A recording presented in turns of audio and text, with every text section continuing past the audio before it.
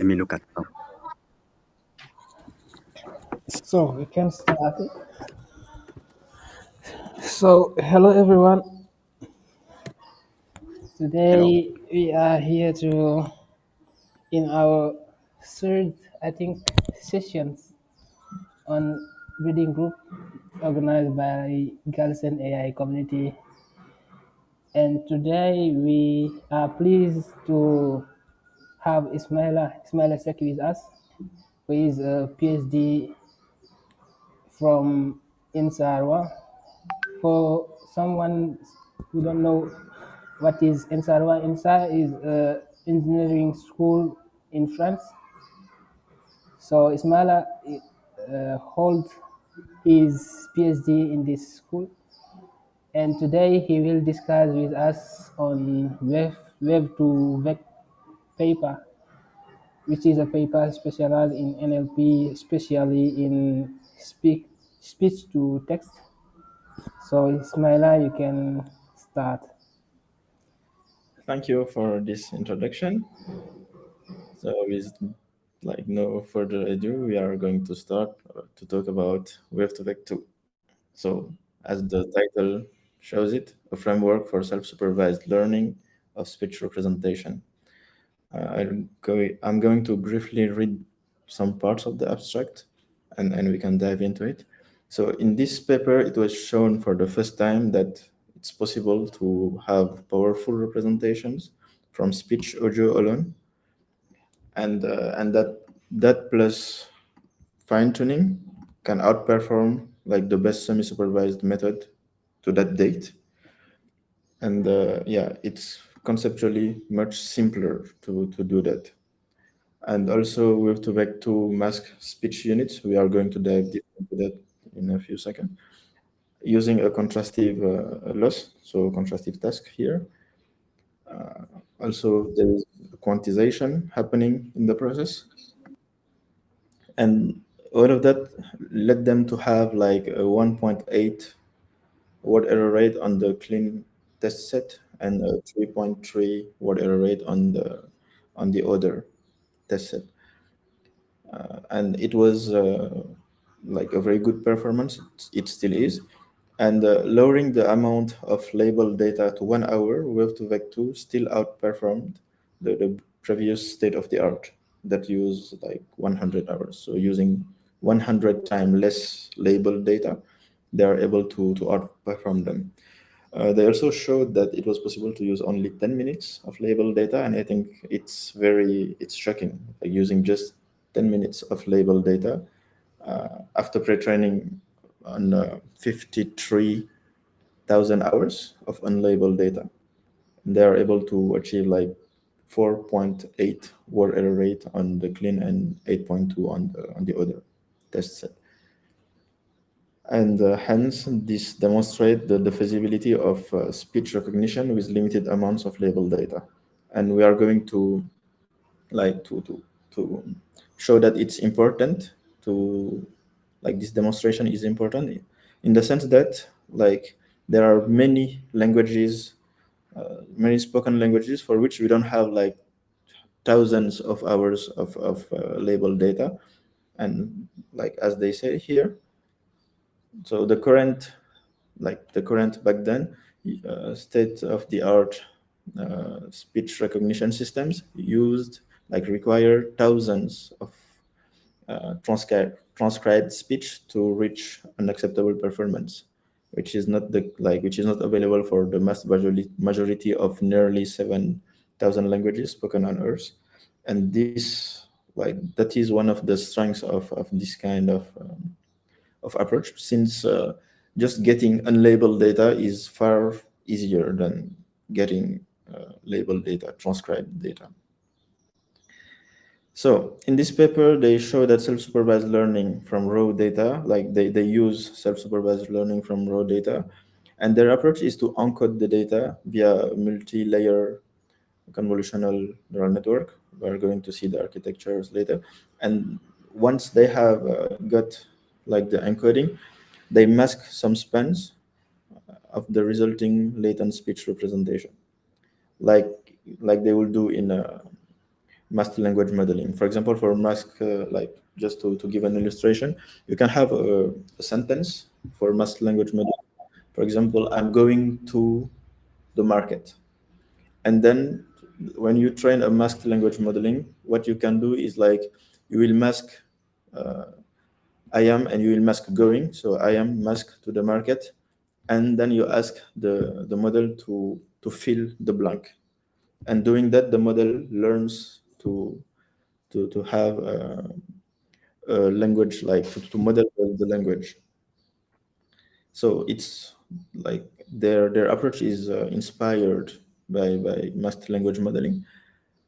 And then the latent representation are fed to transformers to build a contextualized representation of the model that is trained via contrastive loss. So because when you are using a convolutional neural network, you can have a representation of certain time spans, but it doesn't mean that you have the context. For example, the letter U can be like the sound U can be used like in U-turn or you as I'm talking to you. And without the context, I think it will be very difficult to know how to transcribe it correctly. So just using the sound representation, let's say, extracted from CNN won't be enough to have good transcription. And so the representation they get from the convolutional neural network will be given to a transformer, and that will exploit the context of the whole sentence or the whole sound. So as part of the training, they learn discrete speech units via Gumbel softmax. So we are not going to go into much detail here unless you want it, and it's asked in the questions. But you can just keep in mind that it's a quantization, like it's quantization, and I think we'll talk about product quantization later. So because they find that it's more effective than non-quantized target. So and also there we are going to go into details later. So after pre-training on unlabeled data, the model is fine-tuned on labeled data using CTC loss, so connectionist temporal classification loss. And yeah, it's used when you, for example, this loss allows to, I think, yeah, I can just switch to the board. And if we have, for example, we have this, for example, because I think the sound frame, like a phoneme takes longer than the number of points we use.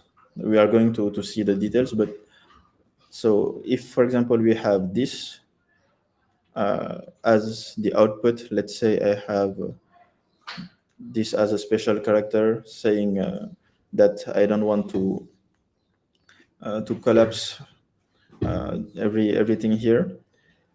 So using the CTC, this will be collapsed to H, L, H, E, L. So there is this character saying I don't have to collapse everything here. So the second L, and then I will collapse everything here that is similar. So using CTC loss helps because, as I said, the sound, the phoneme is much longer than the representation, and so we will have for one, for example, the E of hello, we might have several E's representing it in like when we use the our model. So one other thing, yeah, they already said it. So they show that they show the feasibility of ultra low resource speech recognition, because like as they say, 10 minutes is like the equivalent of a few a few samples. And they also established a new state of the art and timid phoneme recognition as well for the 100 hours subset. Yeah. So let's dive into the model and how it works. I will go back to figure one, which is just above, but We'll do it like step by step. So the model is composed of a multi-layer convolutional like feature encoder, so multi-layer convolutional neural network, which takes like the raw data X, so the input raw audio, and outputs a latent speech representation, let's say Z1 until ZT for T time steps. So that represents here this part only. So we have our raw waveform here X, and we will have a CNN to encode like different time steps. So we just talked about this part here, not like, yeah, only this part, not anything above, only having the representations here. And so like those representations are fed to a transformer to build like representation capturing information from the entire sequence. So the output of this representation is given to transformer so that it can take into account the context and build a better representation that will be used on a downstream task, because here we are just learning representations using unlabeled data, and we will talk about downstream tasks later where we can just fine tune and like to do, let's say, automatic speech recognition or audio classification or something else, maybe speaker identification also. So once this uh, Latin representation in Z here is given to the transformer, we build a contextual representation capturing information from the entire sequence. Now we have our like our output of the model, but we have to train the model. So if you want to train the model using self-supervised learning, we have to have a target, and here the target is built like the output of the feature encoder. So here again, we take this output and we quantize it, like masked and unmasked, and after that quantization, the what we will get will be used as a target. So as they say here, the output of the feature encoder is discretized to qt, like for each zt we will have a qt with quantization module to represent the target in the self-supervised objective, like, and they make a comparison to VQ Wav2vec there, and they say that they're like the new model Wav2vec 2 builds context representation over continuous speech representation, and the self-attention captures dependencies over the entire sequence of latent representation end to end. So there is no intermediate step where we just have like just quantization in one part and then the learning of the representation in another part. Everything is done like in one, let's say, one forward pass. So here they just give some more details on the feature encoder. So it's a temporal convolution followed by a layer normalization, so technical term.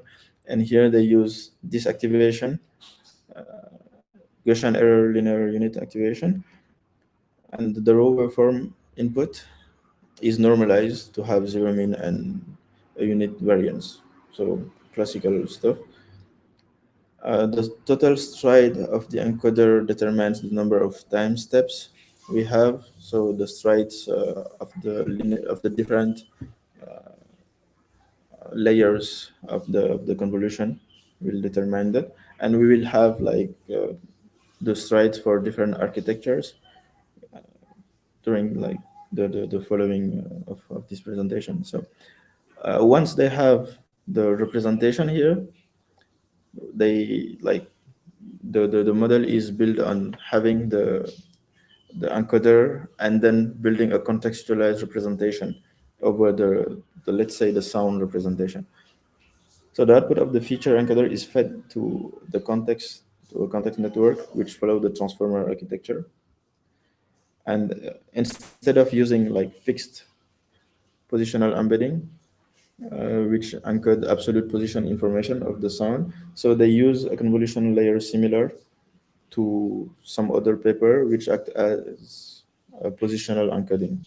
So instead of having, for example, using the absolute position, one, like in the context they will use relative position. So given the time step, the the context will be depending on like its surrounding, like its local context, let's say. So for the quantization part, so for self-supervised training, they discretize the output of the encoder to a finite set of speech representation via product quantization. So here also, I think I'll just I can just clear this frame, and let's say here we have a vector we want to quantize, and this vector is let's say it belongs to R D, and we have using the Gumbel softmax and product quantization. I think, yeah, I'm going just a bit ahead of the paper, but we will, like, I'll try to give the intuition, and we will reread that parts after. So let's say I'm using G codebooks, and this is, let's say, codebook one, and I will have, let's say, a second here. So, and my last codebook. And each codebook will have like V vectors.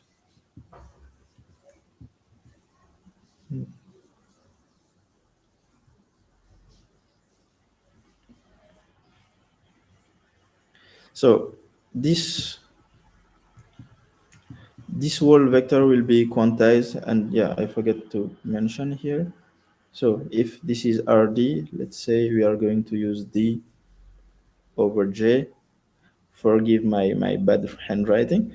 And we are going to quantize this whole vector using like several codebooks. So here the first quantization, let's say we quantize it and we find that this is the quantization we find for this one.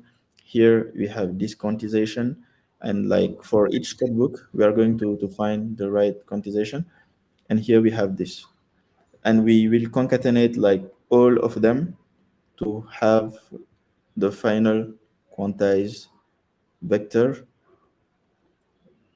for this, like this representation. And this will be my target, the target we will use to train. Like once we have masked some time steps, we are going to try to use this as target so that we can back propagate and have contextual representation that will be more or less this target. And also these codebooks are learned so end to end, that will allow the model to be very very efficient. So like products quantization is different from the normal quantization, in the sense that if we used just normal quantization where we only have, let's say, one quantization for each vector, and like the target will be like the expressive power of this is far more interesting, in the sense that we can,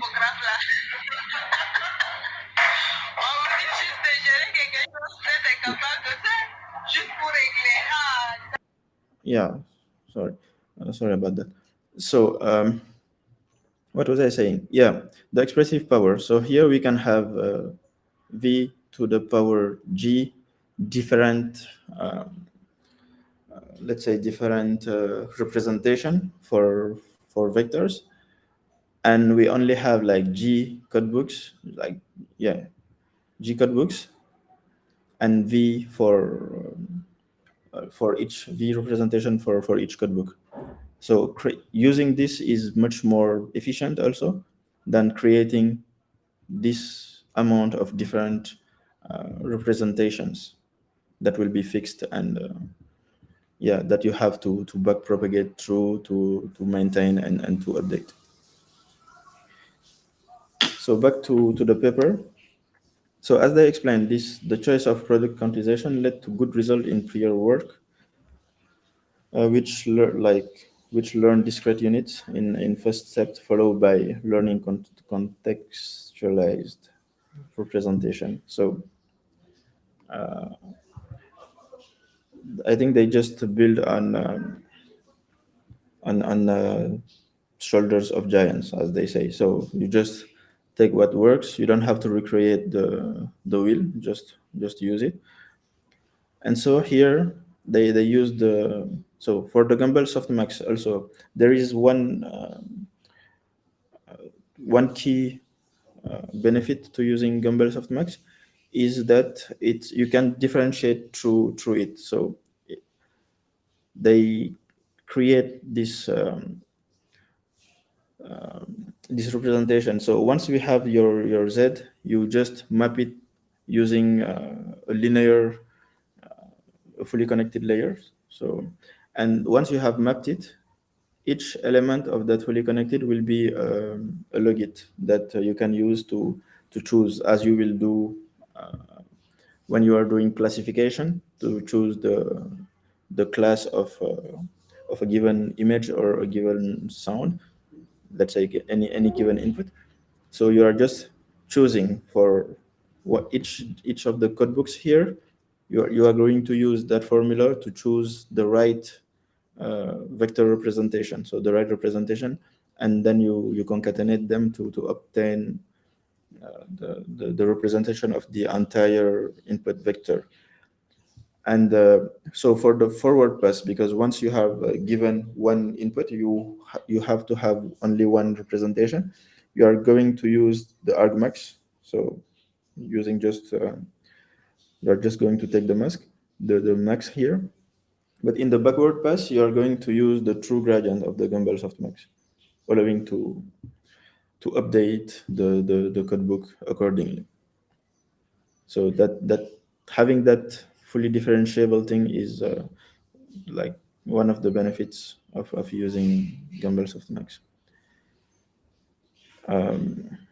So if you have questions, don't hesitate. You can just interrupt me, or you can ask in the chat, and Mansour will ask them for you. So we are at the training part.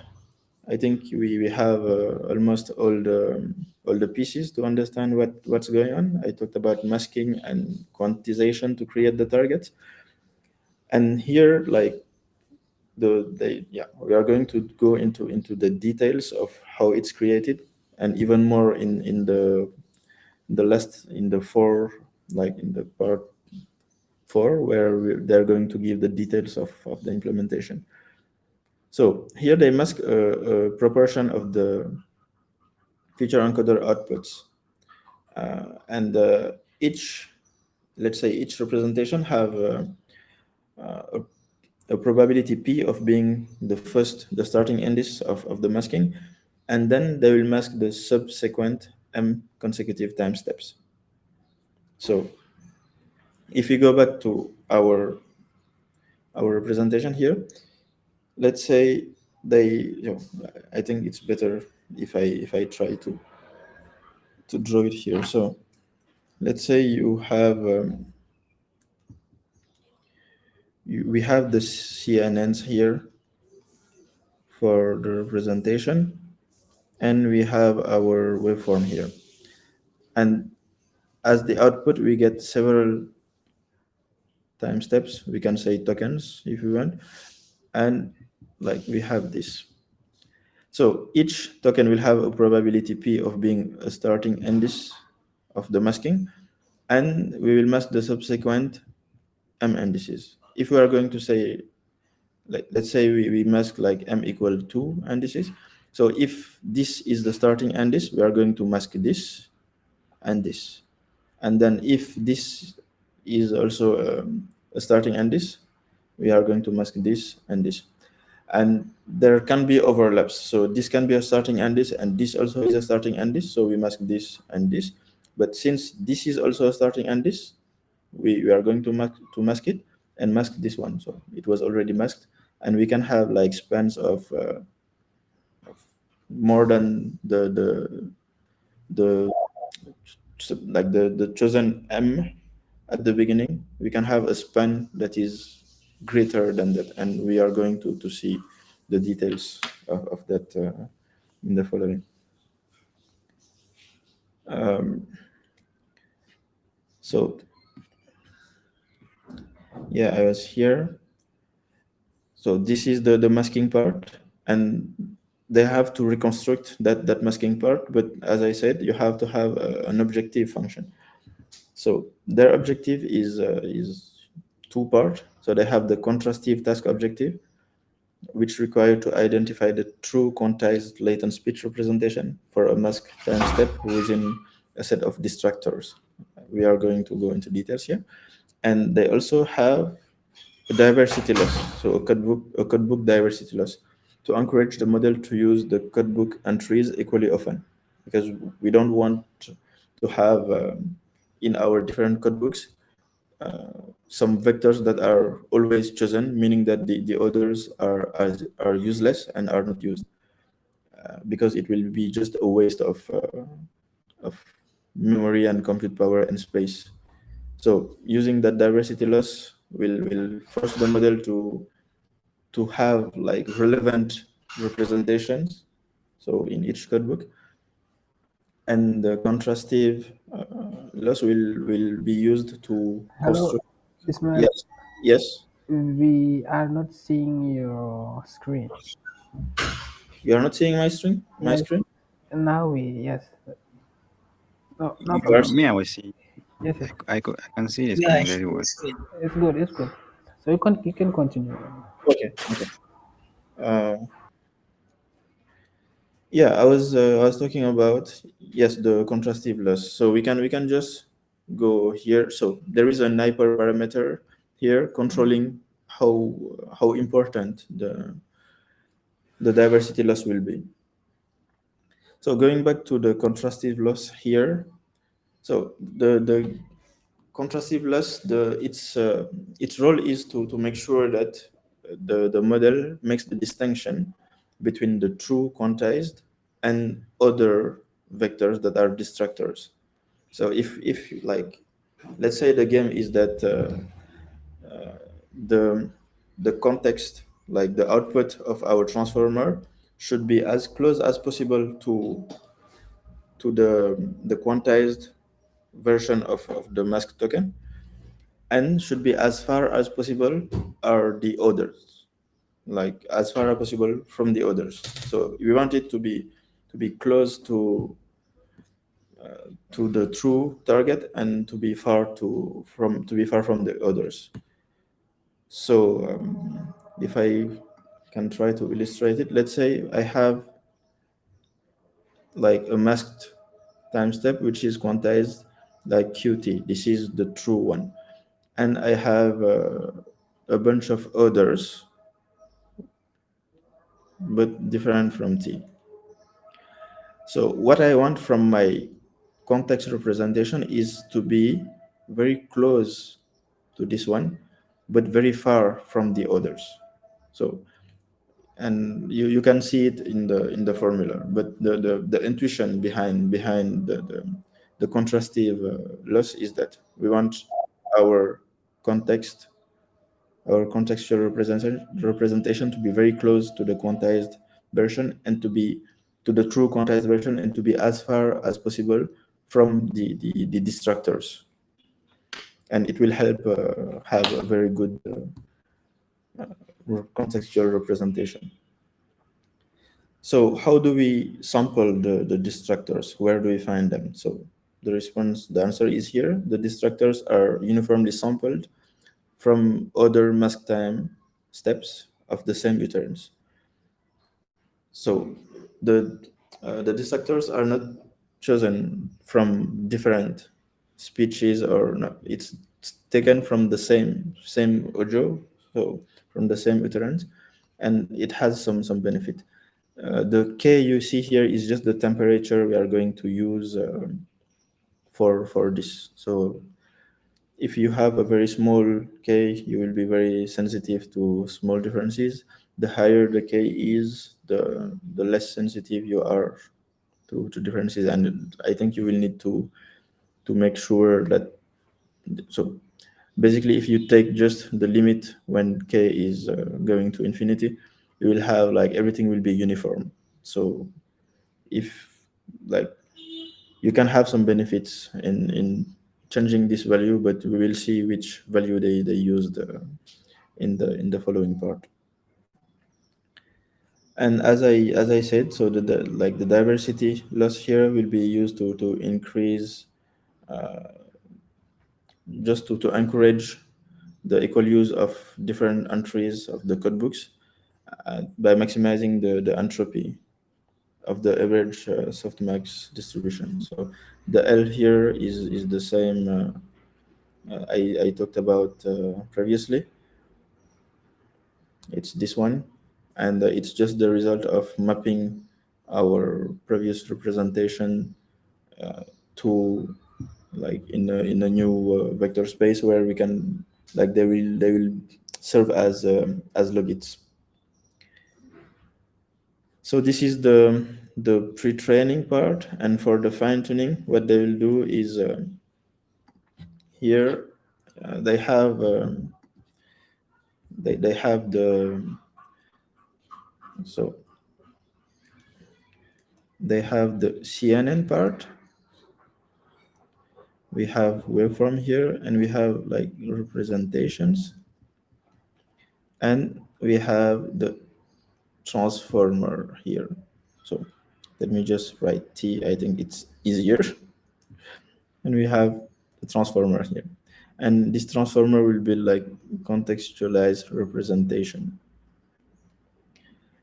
And once, let's say we want to do automatic speech recognition, so we are going to add a new head here.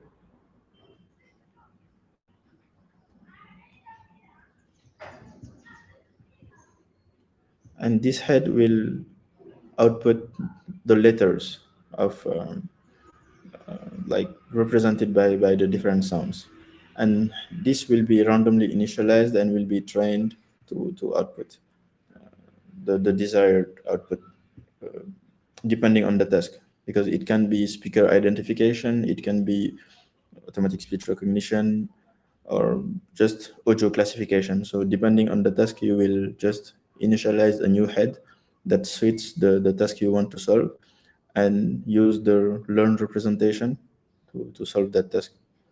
And you can outperform like the same architecture, which is not using like pre-trained model.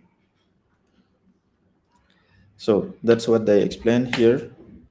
So they add a randomly initialized linear projection on top of the context network into C classes representing the vocabulary of the task. So the vocabulary of the task here, as they explain, for LibreSpeech, it's 29 tokens.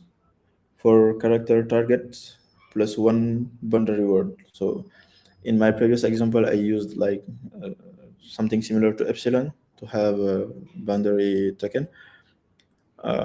In practice, you can also have a starting and an ending token. So the vocabulary used will be 32 tokens. And as said previously, models are optimized using CTC loss, and they are using like they're masking time steps also as augmentation during training. And the benefit of that is that it prevents or it delays overfitting significantly, and improves the final error rate. And they say especially on LibreLite subsets having few labeled example.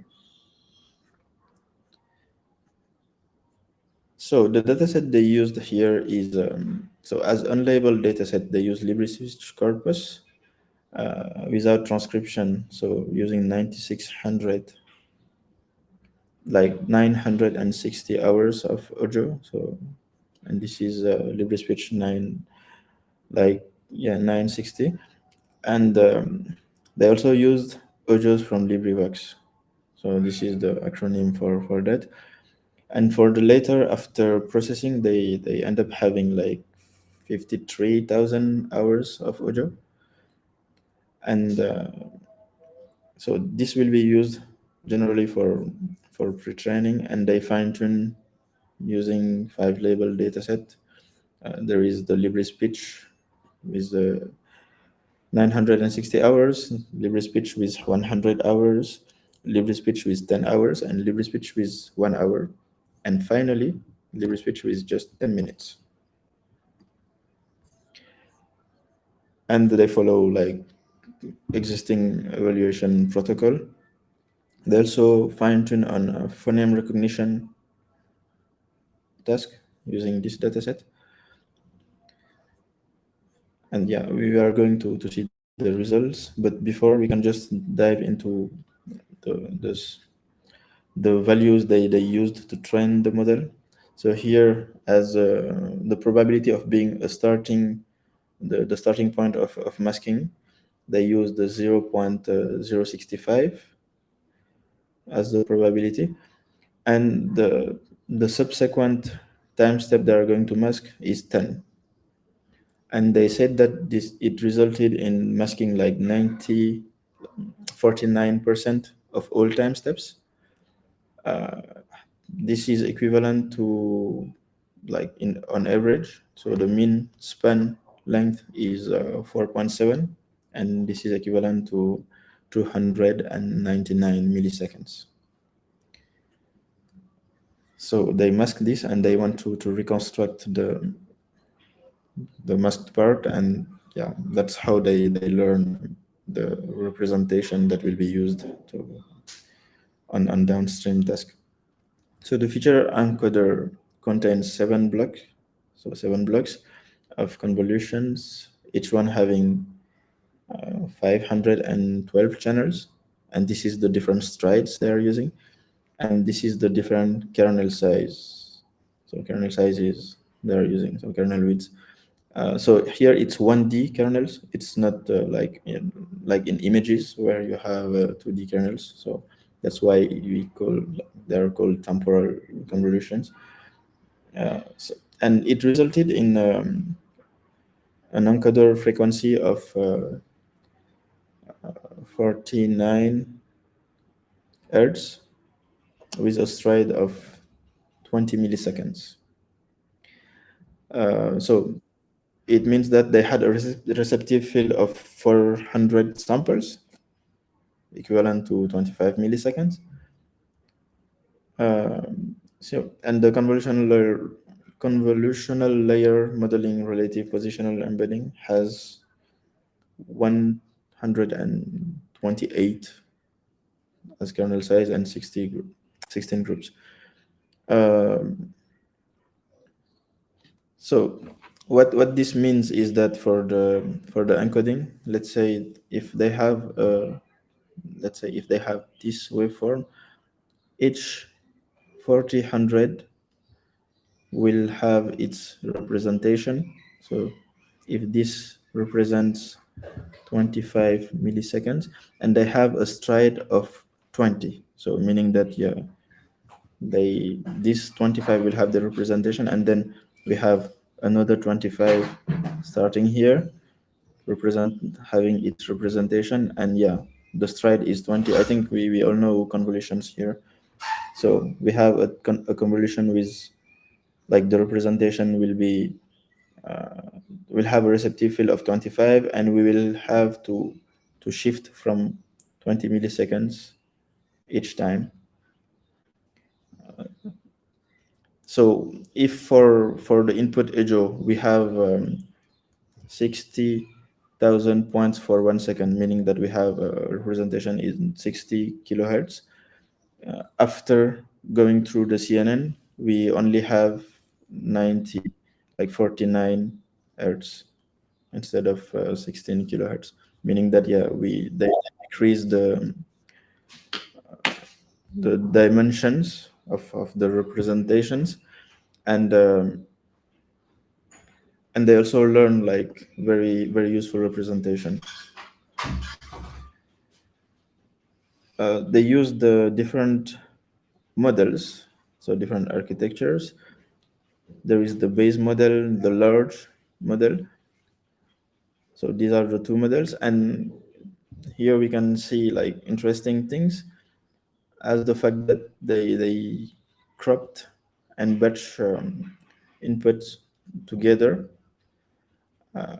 and they have 2050, like 250,000 of audio samples of not more than 15.6 seconds for each example, and they batch them together to not exceed 1.4 minutes per sample, like for 1.4 minutes per GPU, and they train on 64 GPUs, like 64 V100 for 1.6 days. And this is the batch size. So the total batch size of that is 1.6 hours. I don't know if it may be just down here. So for base model, they updated for 400,000 times. So they used 400,000 updates. And if you try to put them like one after the other, I think it will be something like 60, like 73 years of listening to audios. I think it's quite huge, and it shows that yeah, sometimes to do these kind of big things, you have to have the compute power, and yeah, representations they build from that is very good. So if you have the opportunity to use those kind of pre-trained model, I think it's worth the shot, because I think trying to just reproduce their experiment is quite expensive, and also I think it will be quite a technical challenge. So here, yeah, I wanted just to give a glimpse of what it takes to get there. So this is for base model. For large model, they used 128 V100 GPUs. So those are just technical things, and I think we are going to run out of time. So I'm not going into more details unless there are some questions about it, so that we can have time to cover more things. And for the fine tuning, as explained previously, so they will just add a head and train it. But here also there are some technical things to keep in mind. So for optimization of the fine tuning, they use a three-state learning rate schedule. So they will do warm up for the first 10% of updates, and then they will have the learning rate to be constant for the following 40%, and then they will use a linear decay for the remainder of the training. Also, one other important thing is that for the first 10,000 K updates, only the output classifier is trained, after which the whole transformer is updated. Meaning here, once we have initialized for the first 10,000 updates, this will be maintained, and they are only going to update the head. And after 10,000 updates of only the head, they can now start to update the whole model except this part. And I think yeah, it's also said somewhere, so it's right here.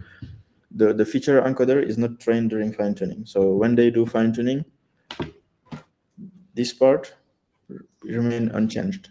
So for the first 10,000 steps, they only train this, and then they can start training this part, and this part remain unchanged. Just to keep in mind, you can try to follow the same pattern, or just fine tune everything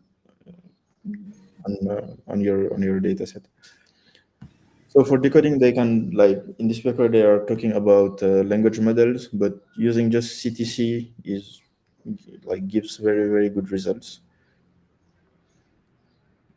Yeah. So talking about ultra low resource ASR, 10 minutes is equivalent to 48 recordings with an average of 12.5 seconds, meaning that if you can, like, if you can just harvest a bunch of unlabeled data and try to create as little as 10 minutes using this kind of approach, you can have a very satisfying result.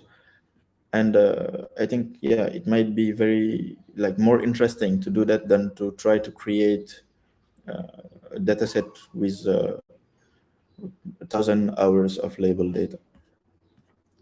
So for the results here,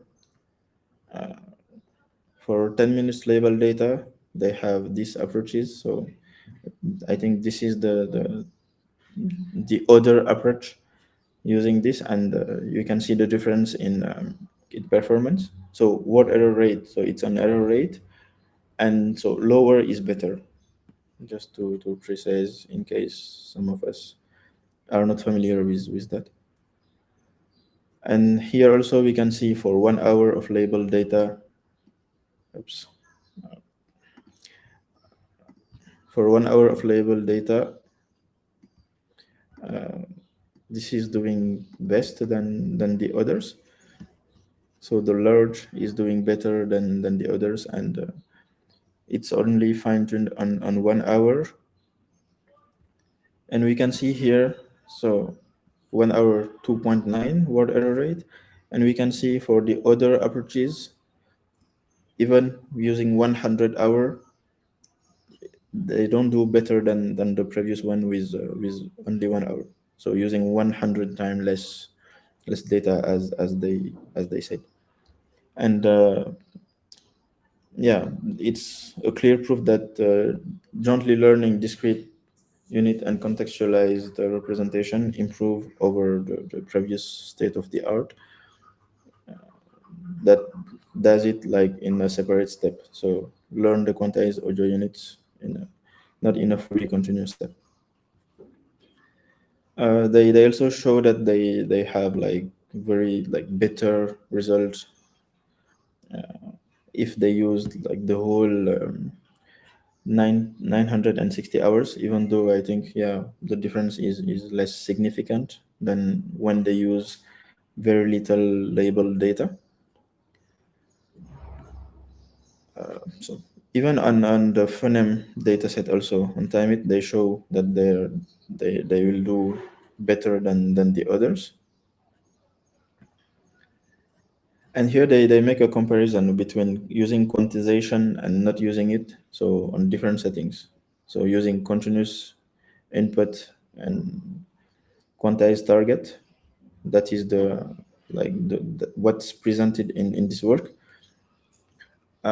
or using or quantizing both of them, like the target, the input and the target, quantizing only the input and having the target continuous, or having both of them continuous, even though some might argue that this difference is not that important. But yeah, we still see that quantizing the target has its benefits, and the reason is that here, so continuous latent speech representation retain more information that enables better context representation, and quantizing the target representation leads to more robust training. So what they say here is like continuous target reduce the effectiveness of self-supervised learning training here, since training can capture detailed artifact of the current sequence, for example the speaker and the background information, and use that to do a good job at predicting the target. And that is not what they want. So they want representation that are general enough and that captures only like the most important features of the representation. I think we are at the end of the paper, and as they say, this kind of approach is very interesting in the sense that it's not very easy to have a bunch of label data for most of the 7,000 languages that are spoken on Earth. So Yeah, Wav2vec 2 has like proven that you don't need to have hundreds or thousands of transcribed hours to be able to have a useful model for automatic speech recognition. So if you have questions, we can try to address them. And I think I wanted to talk about the Zindi challenge and give this notebook.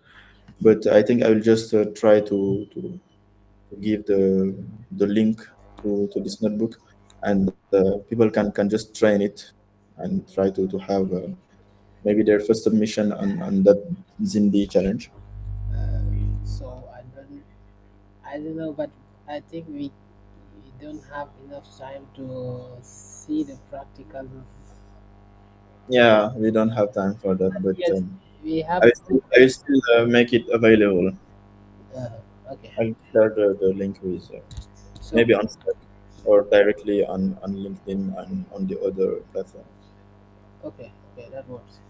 So we have a bunch of questions in the chat. So I Okay. can read them, or you can proceed. That's It depends on you. You can just ask them and I will try to answer. yes. The first question is from Alassane. He was asking, is the length of the representation obtained at the CNN level fixed?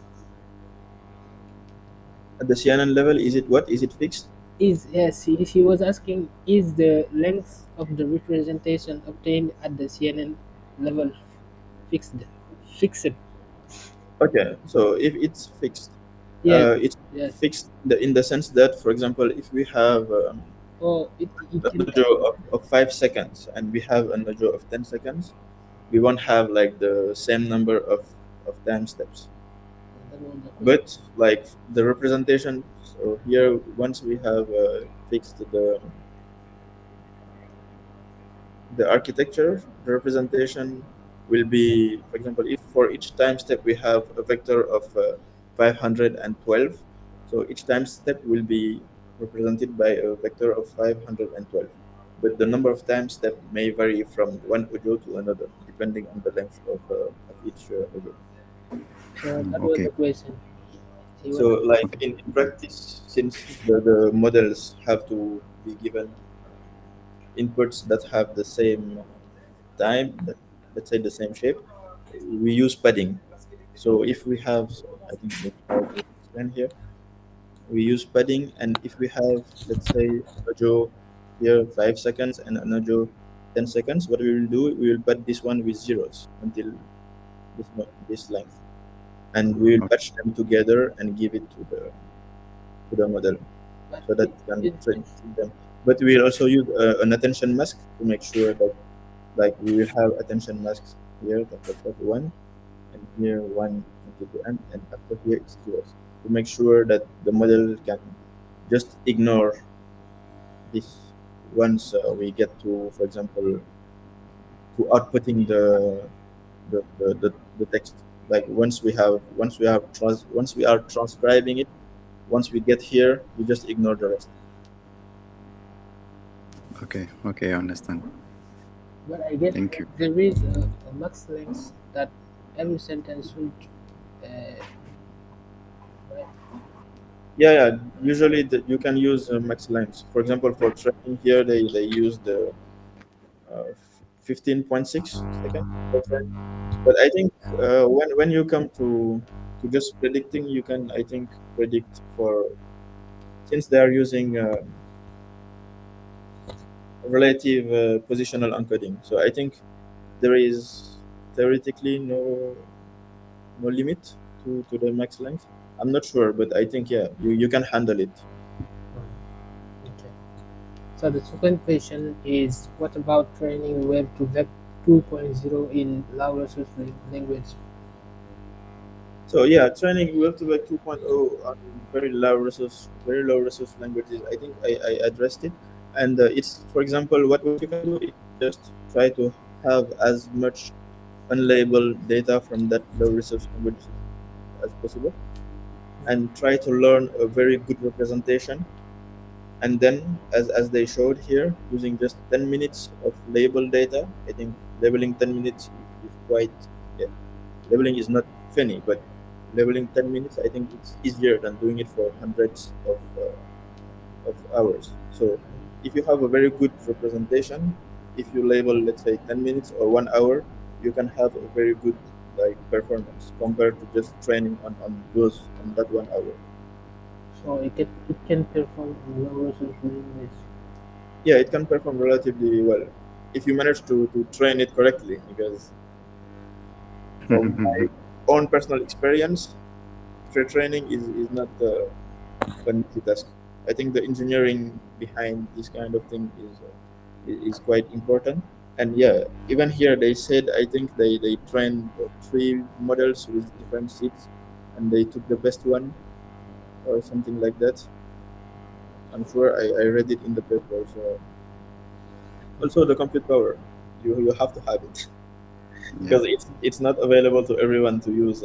Let's say 128 V100 GPUs for 2.3 days. Oh. So the third question is, what is the difference from Web2vec 1 to Web2vec 2? Okay. So Wave2vec 1 uses predictive coding. So for Wave2vec 1, what you do is that you have, let's say, these these representations, and you want to predict the next one.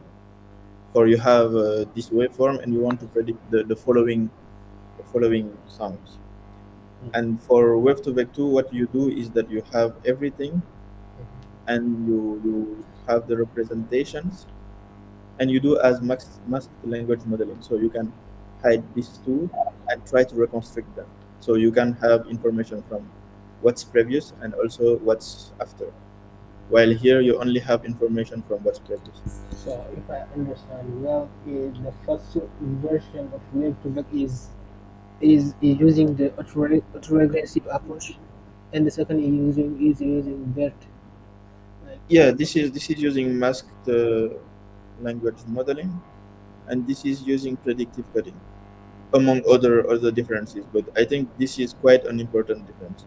It's been a while since last time I read the Web2vec, so I'm trying to dust the information from my memory. But yeah, I remember that difference between them. and the next question, we have a lot of questions today. The Yeah, next question is, why do they quantize? Like, what are the benefits of the quantization in their model? yeah. So I think it's right here. So not quantizing allows the model to return more information about like quantizing. So continuous target, since target can capture detailed artifacts of the current sequence, the speaker, the background information, and will make the task easier and prevent the model from learning the general representation beneficial to speech recognition. So using quantization will like have a dampening effect on that, because uh, I'm not sure if the metaphor is very good, but let's say like you have a speaker that has some background noise. So the model can use that background noise if the quantization is not used, because using the quantization like will not really give the true information about that background noise, because the quantized vector will not be only for that vector. So it's like I think you know k-means. If you use k-means for quantization, you can retain some information about some inputs, but you are not retaining all the information, because uh, if you have a centroid somewhere, there are contribution of other elements of that centroid that will maybe mitigate that kind of effect. So instead of being able to just focus on some artifacts to to maybe recognize the speaker, recognize the speech, and make it easy to predict because you can just memorize, using quantization, I think, prevents that, as they said. the quantization will help the model focus on general representation that is more partial to speech recognition. Okay, thank you for the answer. You're welcome. So I think uh, yes, there is a question: does speech embedding space also suffer from anisotropy, a cone-like structure space which makes embedding close to one another? I think that's the problem for, let's say, any representation. But I think that's why the contrastive loss is useful. But nevertheless, I think like the space is not that huge. So if you want to have the intrinsic space of the representation, I think it won't fill all the.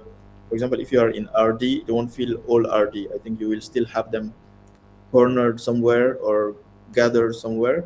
But using the contrastive loss, as I explained, you have like the goal is to make some of them closer and some of them like far away. You are still trying to have like some distance between different sounds. Mhm. Okay, thank you. Maybe the last question is this Web2vec tool is the state of the art in speak recognition?